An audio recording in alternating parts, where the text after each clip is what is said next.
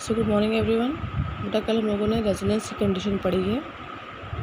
Resonance का मतलब जब आपका एक्सएल एक्सी के बराबर हो जाता है, that means at particular frequency omega naught XL अगर एक्सी के बराबर होगा तो ये इसका फॉर्मूला है।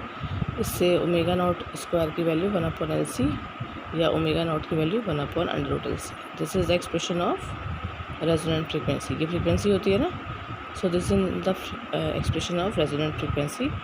और रेजोनेंट फ्रीक्वेंसी पे ये दोनों हमने कहा इक्वल हो जाते हैं, यानी ये टर्म ज़ीरो हो जाएगा। You will get only IM is equals to VR। तो at resonance amplitude is maximum. ये आपको पता है कि रेजोनेंट कंडीशन पे एम्पलीट्यूड इज़ मैक्सिमम। ठीक है, उसके बाद नेक्स्ट हमने पढ़ा था sharpness of resonance. Sharpness of resonance में ये अगर ओमेगा नॉट हमारी रेजोनेंट फ्रीक्वेंसी है, ठीक है, ये इसके इधर ओमेगा 1 दूसरी फ्रीक्वेंसी और ये इसके दूसरी साइड ओमेगा 2 दूसरी फ्रीक्वेंसी, दोनों ये जो डिस्टेंस है ये डेल्टा ओमेगा इक्वल है। So we can write omega 1 is equals to, ये प्लस साइड है, omega 1 is equals to omega naught plus delta omega and omega 2 is equals to omega naught minus delta omega. दोनों equation को minus करेंगे तो ये आएगा। So this is the expression of bandwidth. ये इन दोनों का डिफरेंस क्या है, 2 delta omega, this is the bandwidth. And sharpness of resonance का एक्सप्रेशन क्या है, omega naught upon 2 delta omega. Omega naught upon 2 delta omega is the sharpness of resonance.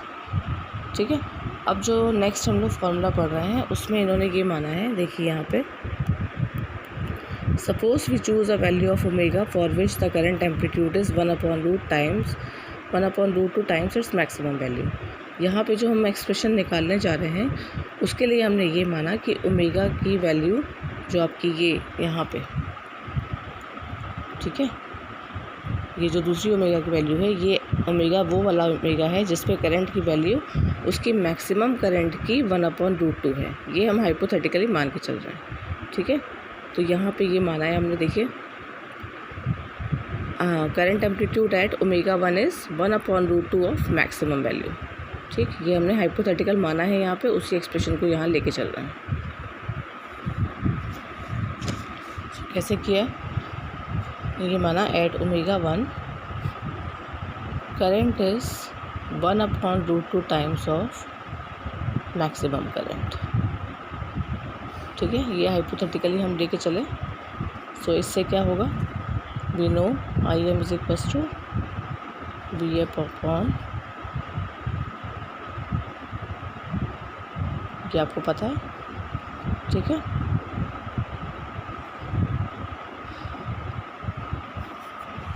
Now IM की जगह हमने क्या रखना है, ये यहाँ हमने IM मैक्सिमम अपॉन √2 रखा ऑन दिस साइड।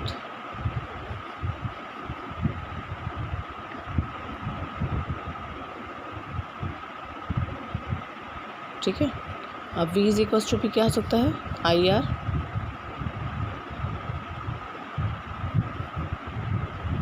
यहाँ पे B की जगह हमने IR रखा।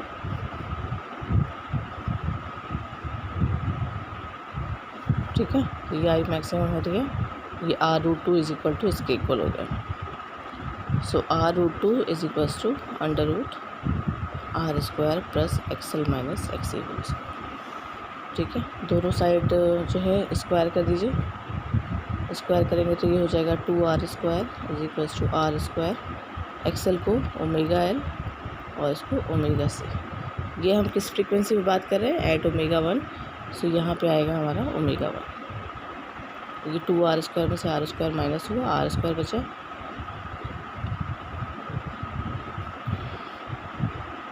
ओके, सो दोनों तरफ स्क्वायर हटेगा, so we can write omega 1 L minus 1 omega 1 C is equals to R।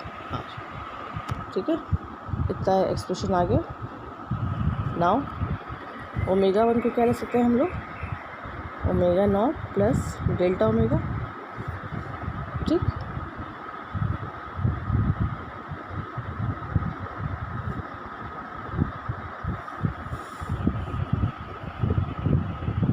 ठीक है। इसके बाद ओमेगा नॉट आप बाहर ले लीजिए कॉमन,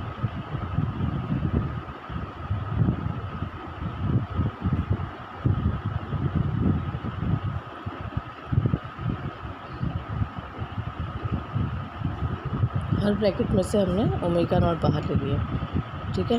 अब हमें पता है कि omega naught square is equals to क्या होता है 1/LC। तो यहाँ से हम C को रिप्लेस कर रहे हैं ताकि पूरा एक्सप्रेशन ओमेगा नॉट L के फॉर्म में आ जाए। C की वैल्यू क्या हो सकती है 1/C can be written as omega naught square L। तो ये 1/C है, तो यहाँ पे क्या लिख सकते हैं omega naught square L। 1/C is equals to omega naught square L।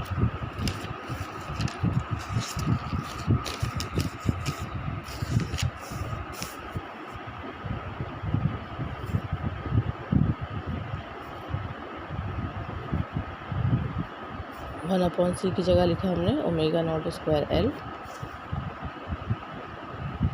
और 1 + डेल्टा ओमेगा अपॉन ओमेगा, नीचे एक ओमेगा नॉट था हमारे पास पहले, इस इक्वल्स टू ये ओमेगा नॉट उससे एक कैंसिल हो गया, तो ओमेगा नॉट L बाहर कॉमन आ गया आपके पास,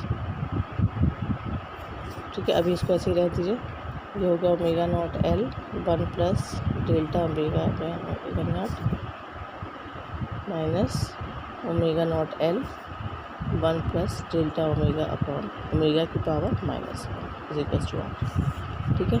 इस एक्सप्रेशन को पावर के फॉर्म में अगर खोलेंगे तो पहला टर्म क्या आएगा 1 - डेल्टा ओमेगा ओमेगा प्लस आगे स्क्वायर के टर्म आएंगे।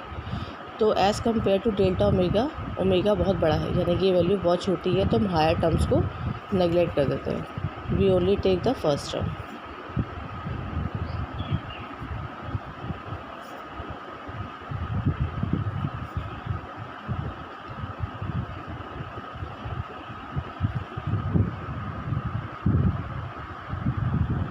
अब इसको सॉल्व कर दीजिए आप, ओमेगा नॉट L कॉमन लेंगे तो ये 1 कैंसिल हो जाएगा, ये बचेगा 2 times delta omega upon omega not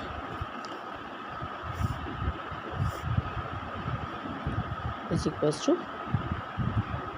R। So आपका ओमेगा नॉट भी यहाँ से कैंसिल हो गया, डेल्टा ओमेगा की वैल्यू आ गई R/2L, ठीक है। डेल्टा ओमेगा की वैल्यू आ गई R/L। अब नाउ शार्पनेस ऑफ रेजोनेंस निकालना था हमें। शार्पनेस ऑफ रेजोनेंस का फॉर्मूला क्या था omega naught upon 2 times delta omega, यही थी। तो यानी ओमेगा नॉट और डेल्टा ओमेगा की वैल्यू क्या है R/2L।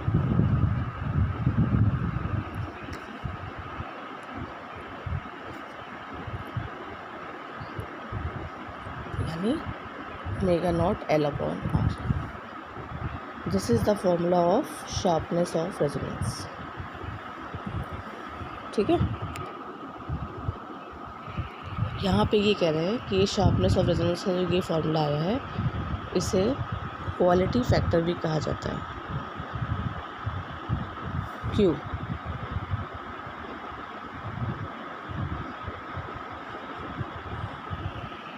ठीक है, यहाँ देखिए, यहाँ तक हम लोग आ गए। बहुत सिंपल सा डेरिवेशन है। IM = VM से लेके चलिएगा एट ओमेगा 1, ये मान के चल रहे हैं कि current is 1/√2 time of maximum current. ये देखिए यहाँ मान के चल रहे हैं, तो V = IR रखा, ठीक है। तो I कैंसिल हो जाएगा, खाली नीचे √2 का टर्म बचेगा, R बचेगा, तो R√2 इसके इक्वल होगा।